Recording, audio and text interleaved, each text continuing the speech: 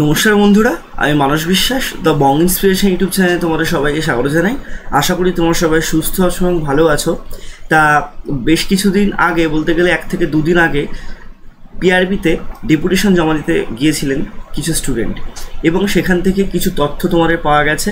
এবং তোমাদের যে বহু প্রতীক্ষিত KP constable, WP constable, WP SI, jail police সমস্ত কিছু সম্পর্কে কিন্তু পার্টভাবে তোমাদের যে পরীক্ষা হবে সেটা নিয়ে কিন্তু বিস্তারিতভাবে আজকে তোমাদের ভিডিওতে বলবো। তা সবার প্রথমে বলবো তোমাদের আমি যে তোমাদের সময় কিন্তু হাতে খুবই কম। তোমাদের সেপ্টেম্বর মাসের একদম 10 থেকে 20 তারিখের মধ্যে, এই টাইম ফ্রেমের মধ্যে তোমাদের কিন্তু যে প্রিলিমিনারি এক্সামিনেশন কেপি কনস্টেবলের সেটা কিন্তু সংগঠিত হবে। সবার প্রথমে তোমাদের কিন্তু কেপি কনস্টেবলের সংগঠিত হবে পরীক্ষা।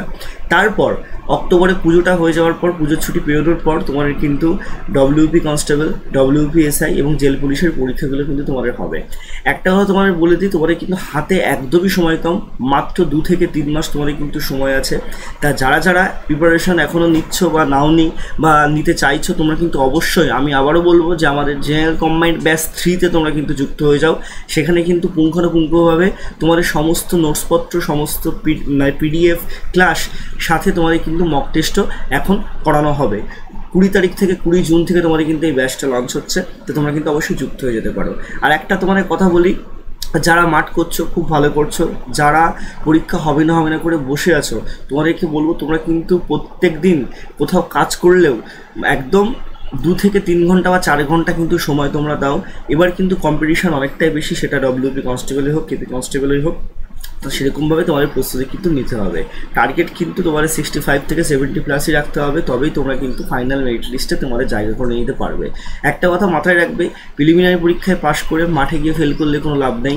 প্রিলিমিনারি পরীক্ষায় পাশ করে, মাঠে গিয়ে পাশ করে, মেন পরীক্ষায় পাশ করে, ইন্টারভিউতে ফেল করলেও কিন্তু কোনো লাভ নেই। অর্থাৎ তোমাদের একদম প্রত্যেকটা স্টেপ ভালোভাবে কিন্তু পাস করতে হবে, তবেই তোমরা কিন্তু চাকরিটা পাবে।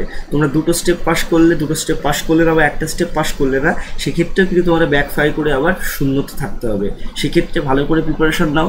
তোমরা যারা আমাকে পড়ানোর জন্য বলছো, আমার ব্যাচ অলরেডি চলছে এবং আমি জেএল কম্বাইন্ড ব্যাচ 3-তেই তোমাদের কিন্তু নেব। তা যারা যুক্ত হতে চাও, এককালীন 600 টাকার বিনিময়ে আমার এই পেড ব্যাচে যুক্ত হতে পারো। তোমাদের 3 মাস কেন, আমি তোমাদের 2 মাসের মধ্যে তৈরি করে দেবো, তোমাদের যাদের একটু বেস কমপ্লিট আছে। ঠিক আছে? তা সবাই সুস্থ থেকো, ভালো থেকো। তোমাদের যদি কোনো কোয়ারিজ থাকে অবশ্যই আমাকে নিজে কমেন্ট বক্সে জানিও। ধন্যবাদ।